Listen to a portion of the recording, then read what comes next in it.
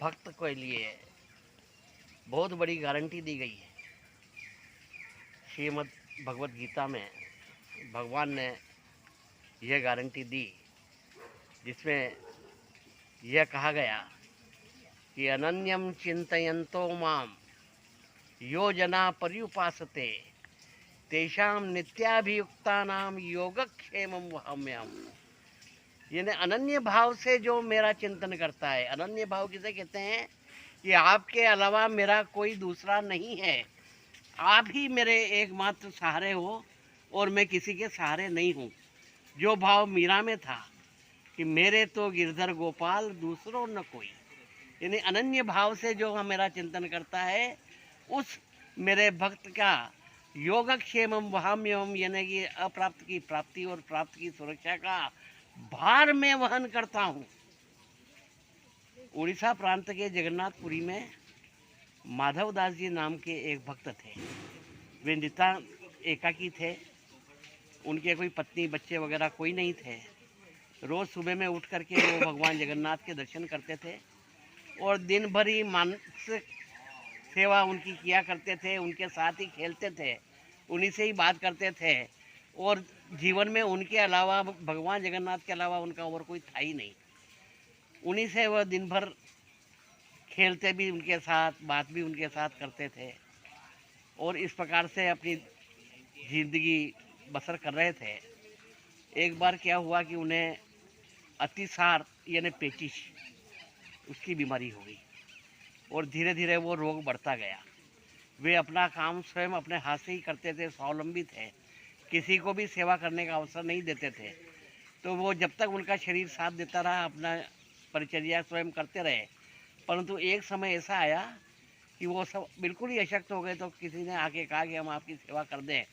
तो उन्होंने कहा नहीं, आपको मेरी सेवा करने की ज़रूरत नहीं है, मेरे तो जगन्नाथ जो है मैं उनके भरोसे हूँ और मेरे को और किसी का सहारा नहीं है, मैं एकमात्र उन्हीं के सहारे हूँ, इसलिए आपको मेरी सेवा करने की आवश्यकता नहीं। पर जब वो बिल्कुल अचेत अवस्था में हो गए, उन्हें अपने शरीर का भान नहीं रहा, तब भगवान जगन्नाथ स्वयं सेवक बन कर के आ गए और माधव दास जी की सेवा करने लगे। माधव दास जी रोग के बढ़ जाने से कई बार मलमूत्र का त्याग कपड़ों में ही कर देते थे, तो वे सब भगवान जगन्नाथ उसको साफ करते थे, उनको नहलाते थे और पूरी उनकी परिचर्या करते थे। जब कुछ रोग ठीक हुआ और उनको जो कुछ होश आया तो उन्होंने देखा कि भगवान जगन्नाथ स्वयं मेरी परिचर्या कर रहे हैं। तो माधव दास जी ने कहा कि हे प्रभु, आप तो सर्वशक्तिमान है, मैं इस प्रकार से बीमार हो गया तो आप मुझे स्वस्थ भी कर सकते थे, आप परिचर्या कर रहे हैं तो उसके बजाय मेरा को रोग मुक्त क्यों नहीं किया?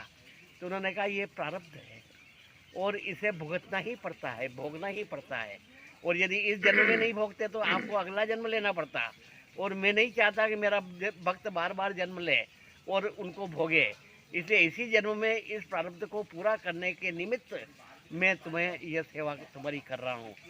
तब उन्होंने कहा कि नहीं, आप तो कुछ तो मेरा ये कीजिए। तो उन्होंने कहा ठीक है, अब तुम्हारा जो ये रोग 15 दिन का शेष बचा है, ये रोग मैं तुम्हारा ले लेता हूँ, तुम्हें स्वस्थ कर देता हूँ। तो भगवान ने भक्त का रोग 15 दिन का ले लिया और माधव दास जी को स्वस्थ कर दिया।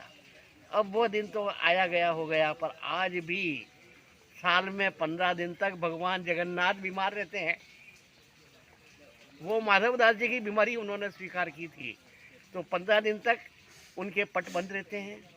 भगवान को 56 भोग नहीं लगाए जाते हैं, कर्मा की खिचड़ी भी नहीं खिलाई जाती, क्योंकि बीमारी में किसी प्रकार का आहार निषेध है, इसलिए उन्हें मात्र आयुर्वेदिक काढ़ा पिलाया जाता है और 15 दिन तक उनके शरीर पे चंदन का लेप किया जाता है और काढ़ा पिलाया जाता है और रात्रि को सिर्फ मीठा दूध का भोग लगाया जाता है। 15 दिन तक भगवान अस्वस्थ रहते हैं। उसके बाद में फिर जब 15 दिन बाद में वो स्वस्थ हो जाते हैं, तब जगन्नाथ की रथ यात्रा निकलती है और 5 लाख से लेकर के 10 लाख आदमी तक भगवान के दर्शन करने के लिए आते हैं।